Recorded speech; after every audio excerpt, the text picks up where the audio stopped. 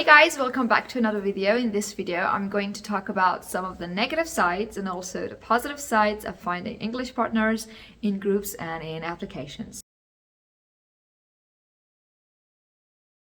Alright, the thing is, I'm going to start about finding English partners in groups in Telegram. I think you have come across those groups by now in Telegram that like you go and talk about some of the expectations that you have from your English partner, and also you see some of the people advertising about themselves in those ways, and then you kind of match and voila. So I'm here to tell you that that's not always the case. In case of me, for example, for the past 4 years, I think I've been trying to find a match for myself, and I haven't been able to, and I'm here to tell you the reasons. Well, basically, I think there are 3 reasons. The first one is that, okay, I don't know how to put it, but the thing is, English is not their first language. Most of those groups consist of Iranian people, and I have nothing against, again, Iranian people, myself included. I'm an Iranian girl, but the thing is, as an Iranian, English is not our first language. Farsi is our first language. So the thing is, we don't even live in a country in which English is spoken.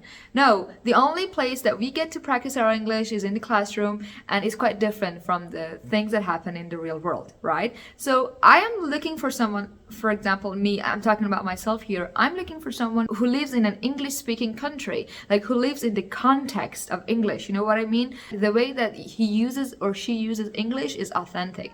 That's who I'm looking for. For example, if I were to practice my English in India, it would be so good. It would be so better and easy for me. You know why? Because Indian people, I think, consider English as a second language and not as a foreign language like we do. They consider it as a second language. So English is spoken in, like, I think most of their offices and in the streets. Mostly people speak English to each other, but here it's not the case. So Iranians know a lot of things about grammar and they know a lot of vocabulary, but the way that they use those grammar points and the way that they use those vocabulary items is not just authentic enough. It's not in the context. You know what I mean? And when it comes to like daily conversation, it's just, I think I see a huge difference between someone whose native language is English compared to someone who is second language is English. And I think that's okay. Basically, I think it's the most important thing is to communicate and to get the message across. But to be authentic and to be native-like, I was looking for someone whose native language was English. The other reason is that most of those members of those groups want to study a book. They want to go through a book. They want to finish that book. For example, they want to finish the Headway series, or they want to finish the Interchange series, and they're looking for a study partner more than an English partner. So the thing is, I was looking for someone with whom I can talk about like general topics, just anything that comes to my mind or comes to his or her mind. I didn't want to finish. I don't want to like go through a book. So that's the second setback. The third setback is that, well, in case of me, since I'm a female, most of the males they're not there to practice English or practice anything at all. They're there to, you know what I mean. They're there to do something else. And in case of me, maybe if I was a man, the situation would be vice versa. But in case of me, most males are not there to practice English. So that was my experience for groups in Telegram. And now the applications. So the application that I used was HelloTalk. I think it's still out there, you can download it, but I don't have an account there anymore because I have found my friends and that was enough for me. But the thing is, in that application also, you need to be quite careful about the information that you give away and about the way you present yourself. So the thing is, there are so many people in those applications who treat it like a dating app, mostly not an application for languages. So the thing is, you need to be quite careful.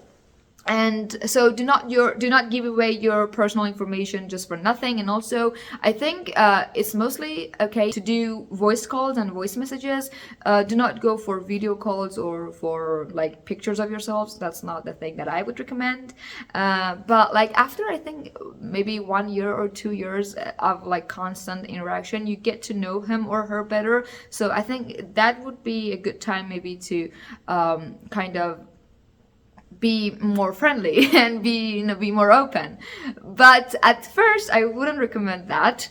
The thing is, there are two problems that might occur when using those applications. First of all, those people live in some English-speaking countries, mostly if you want to look for those people. So the first problem that might occur is the huge time difference that is there between you and them. It's morning here, but it's quite past midnight there.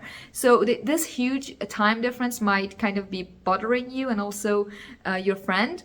The other thing is that they have their own lives, so they're not there for you to practice English with them 24/7. They have their own lives. You shouldn't expect them to be there for you 24/7. You know, you can manage a time.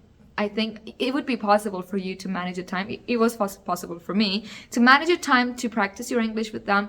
But if you can manage that time, it would be awesome compared to other alternatives. The other problem that might arise is, I know that I was just going to mention two problems, but here number three is that most of them don't accept to be your friend if your English is not good enough. You know, because it's all about communicating, it's all about interacting. So when there's a flaw in that fluency, when you keep like looking for the right words, when you keep like hesitating, when you keep pausing, it's not just very pleasant, I think, for them, and they do not appreciate that. They look at you as a friend, and as a friend who can communicate very successfully. And if you are like at that level of English, I think that would be so awesome for you. Right, I have no idea what happened. But I think I just have 1 minute to make myself clear. Alright, I think it's just a no-brainer. I mean, no one denies the fact that finding an English partner is so cool, and it provides this opportunity for you to practice your English. Finding the best partner for yourself is just bizarre, but I hope that when you go through this journey, it would be without any difficulties for you. So the thing is, yeah, if you are interested in this kind of content, I would be glad if you hit that subscribe button down below, and I'll see you in the next video.